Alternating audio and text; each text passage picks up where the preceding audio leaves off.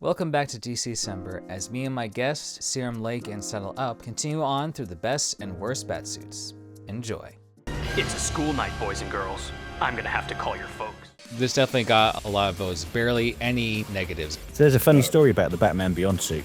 Glenn Murakami did the original design, like the all black Batsuit, but he did like loads of, I guess they were like pieces of armor and like gadgets and attachments. Kind of looks like a robot. Yeah. And Bruce Timm went, no, too busy. And then he just streamlined it so that he's almost a silhouette apart from the red bat symbol on his chest. I think I've seen another early design where there's some kind of like white line, I guess, where it looks like he has like something completely covering his face. Like you don't see a mouth at all, but he's not like in the shadows. I kind of prefer what they went with. Yeah, for this suit, this is my favorite Batsuit growing up as a kid. I like the design, the story, and everything, and I like the fact this is a suit that can be used for all functions. Like, you don't need like something specific for whatever mission. It's just, it can do anything, which is ironic given the toys they have where you have different colors with different stuff added.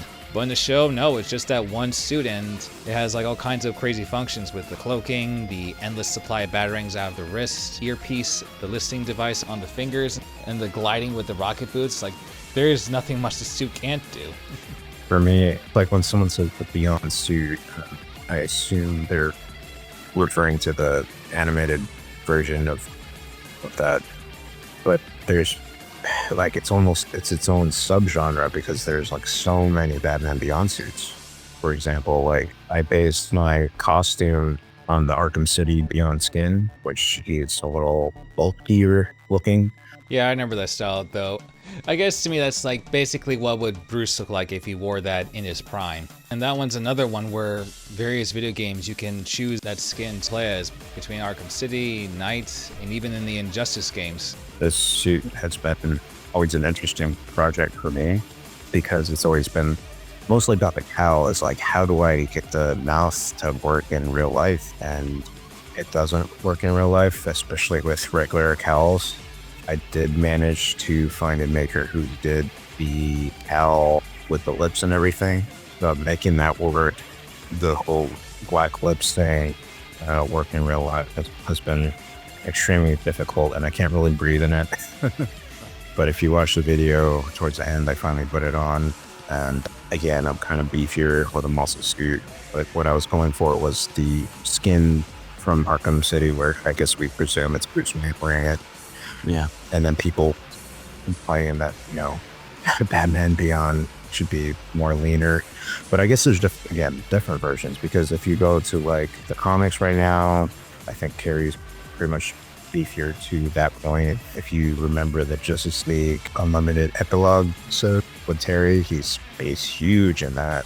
Yeah, and there's even one in a version in Arkham Knight where it's very more military-like, even where there's like a covering over the whole face. Because I've wondered, how would Terry breathe from that? Because I think that's the only Batsuit design where the whole face is covered, but not like as like an armor piece or anything.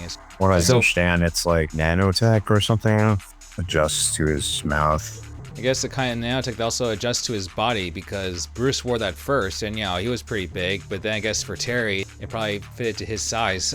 Yeah, that's probably what's going on. This was cool to see. A black suit that's not something different for Bruce to wear. It was like a main suit for Terry, having a red symbol, which proved to be influential for the modern Batwoman style. And even as a precursor to some of the later movie suits with the glide capabilities that's not in attachments. Suit does everything. Mm-hmm. Yeah, I would say this is definitely one that Edna Mode would approve. People want more. They want more Batman Beyond. They want the movies. They want anything Batman. And whether it's an anime movie or live action, people want it. And for some reason, WB doesn't. So that's confusing.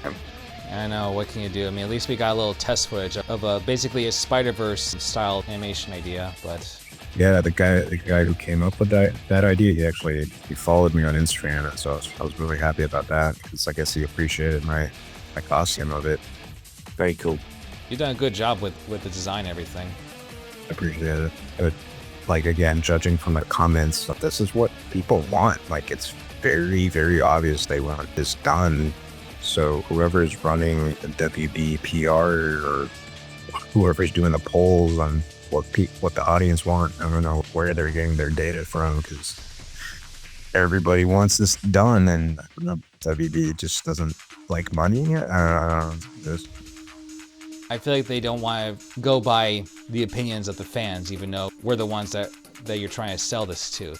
Yeah, I guess they can't, some reason, differentiate between Snyderverse fanatics and the regular DC fans. I really don't know. I mean, James Gunn's has Elseworld story, so who knows? Maybe for Batman Beyond, it might become an eventual Elseworld movie thing. Very good then, Mr. McGinnis. Welcome to my world. Thanks for watching.